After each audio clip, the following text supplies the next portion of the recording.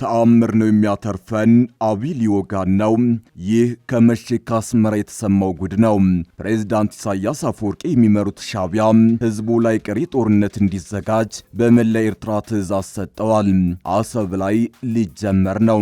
ከመሸ አጃንስ ፍራንስ ፕረስ የተሰኘው የዜና ወኪል አስመራ ላይ የሰፈነውን ሽብር በተመለከተ ከባድ መረጃን ይዞ ወጥቷል።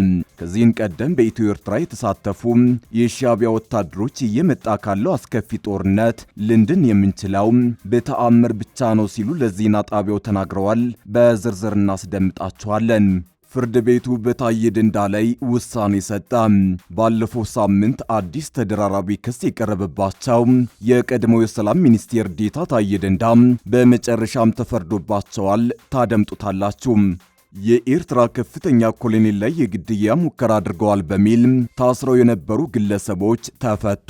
ከኢትዮጵያ ጋር ወደ ጦርነት ለመግባት ከጫፍ የደረሰው ሻዕቢያ መብታቸውን ረግጦ ያሰራቸውን ኤርትራውያን በዘመቻ መልክ እየፈታ ነው። የኢሳያስ የፖለቲከኛ እስረኞች እንዲፈቱ መወሰናቸው ጥርጣሬን አጭሯል። እንመለስበታለን። የታጣቂ ቡድኑ መሪ ተገደለ። የፍልስጤሙ ሐማስ ተቀናቃኝ ታጣቂ ቡድን መሪ በጋዛ መገደሉ ተረጋግጧል። ትሰሙታላችሁ። አክብሮታዊ ሰላምታችን በያላችሁበት የዓለም ዳርቻ የረሳችሁ የተወደዳችሁ የአንድ አፍታ ሚዲያ ቤተሰቦች ከአንድ አፍታ ለአሁኑ መደመጥ አለባቸው ያልናቸውን ዜናዎች ወደ እናንተ የምናደርስበት ሰዓት ላይ ተገኝተናል። አብራችሁን ትቆዩ ዘንድ ግብዣችን ነው።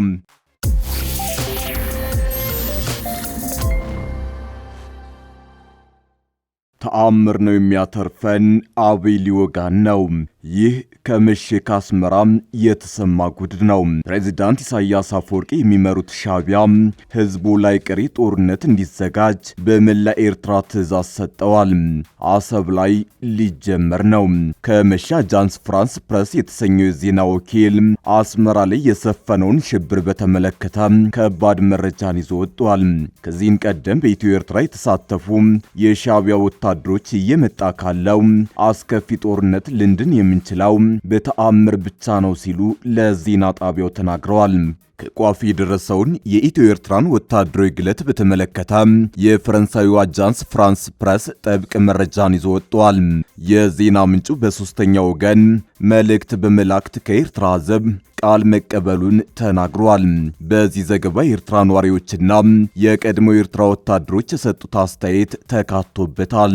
ከዚህም ቀደም በኢትዮ ኤርትራ ጦርነትና በባለፈው በሰሜኑ ጦርነት የተሳተፈ ስሙ ለደህንነት ሲባል ተወልደ የተባለ ኤርትራዊ ለዜና ጣቢያው በሰጠው አስተያየት ጦርነትን እናውቀዋለን፣ ከፊታችን አስፈሪ ጦርነት እየመጣ ነው፣ ከዚህ አስከፊ መዓት መዳን የምንችለው በተአምር ብቻ ነው በማለት ተናግሯል።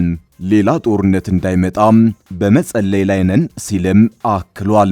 ጦርነቱ ከተጀመረ ብዙ ሰው ወደ ጦር ሜዳ ይላካል። የጦርነትን ህመም ደጋግመን አይተነዋል። ብዙ ህፃናት ያላባት ይቀራሉ ብለዋል። ኤርትራን አፍሪካዊቷ ሰሜን ኮሪያ ሲል የሚገልጻት ዘገባው የህዝቡን አስተያየት መሰብሰብ እጅግ ከባድና የማይታሰብ ነበር ብሏል። ጥቂት ቃላትን ከከተማው ነዋሪ ለማግኘት አሶሺየትድ ፕሬስ ቃለ መጠይቆችን በሶስተኛ ወገን በመላክ መሰብሰቡን ገልጧል። በኤርትራ አስተያየት መስጠት ምላሹ እስር ነው ሲል የህዝቡን አፈናም የገለጸው ሲሆን ሻዕቢያ እያንዳንዱን የህዝብ መብት ይጥሳል ብሏል።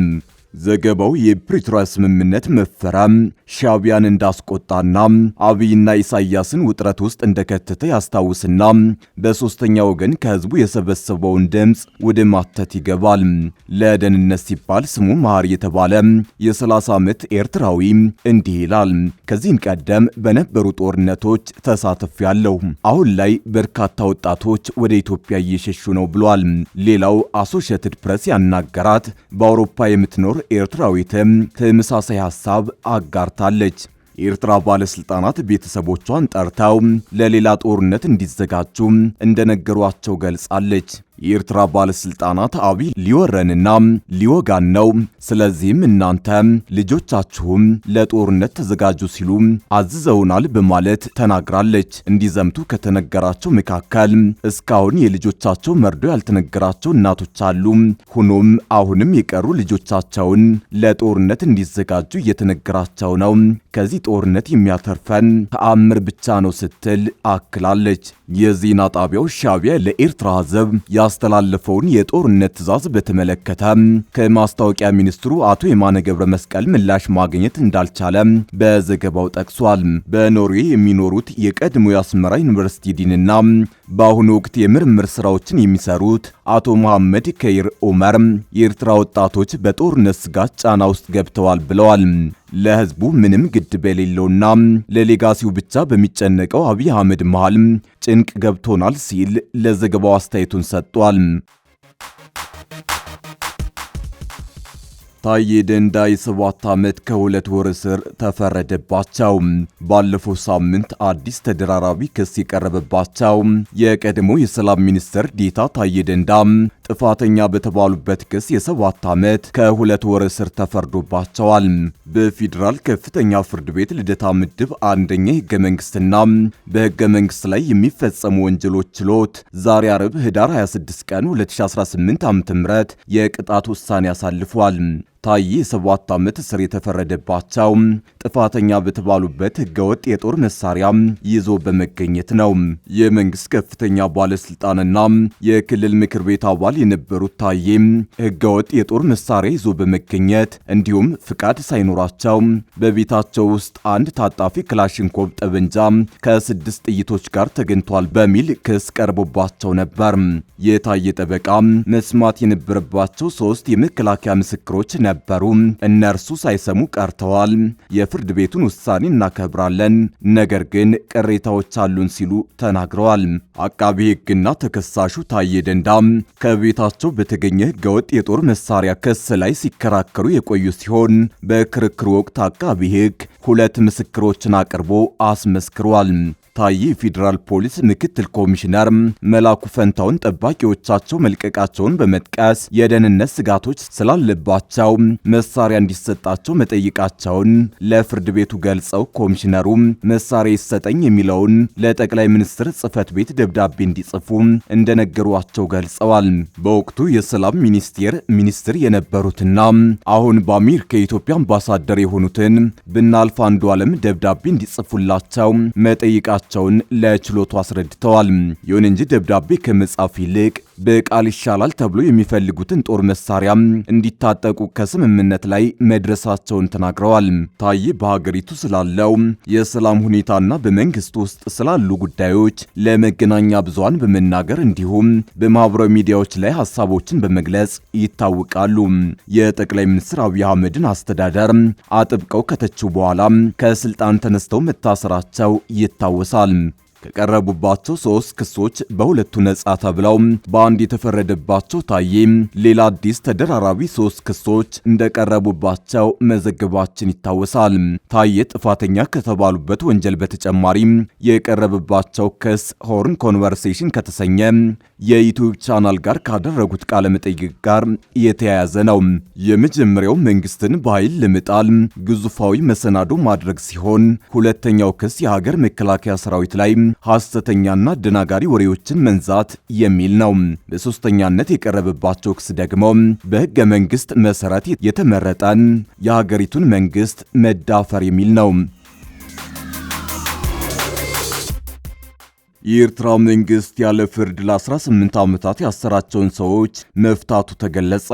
የኤርትራ መንግስት በወታደራዊ እስር ቤት ያለ ፍርድ ለ18 ዓመታት ያህል አስሯቸው የነበሩ 13 ሰዎችን መልቀቁን ቤተሰቦቻቸውን ጠቅሶ ቢቢሲ ዘግቧል። ግለሰቦቹ ታስረው የነበረው በአስቸጋሪ ሁኔታ ማይስረዋ ተብሎ በሚጠራ ጥብቅ ቁጥጥር በሚደረግበት ወታደራዊ እስር ቤት ነው። ከስር የተለቀቁት ሰዎች ነጋዴዎች፣ የፖሊስ አባላት እንዲሁም በተለያየ ሙያ ዘርፍ ላይ ተሰማርተው የነበሩ ባለሙያዎች ናቸው ተብሏል። ያለ ፍርድ በስር ላይ የቆዩት ግለሰቦች ያለምንም ማብራሪያ ህዳር 26 ቀን 2018 ዓ.ም ተለቀው ከቤተሰቦቻቸው ጋር ተቀላቅለዋል። ከ18 ዓመታት እስር በኋላ የተፈቱት ሰዎች በሀገሪቱ የደህንነት ባለስልጣን ግድያ ተጠርጥረው መሆኑን በማይስረዋ ወታደራዊ እስር ቤት ታስረው የነበሩ ግለሰቦች ጠቁመዋል።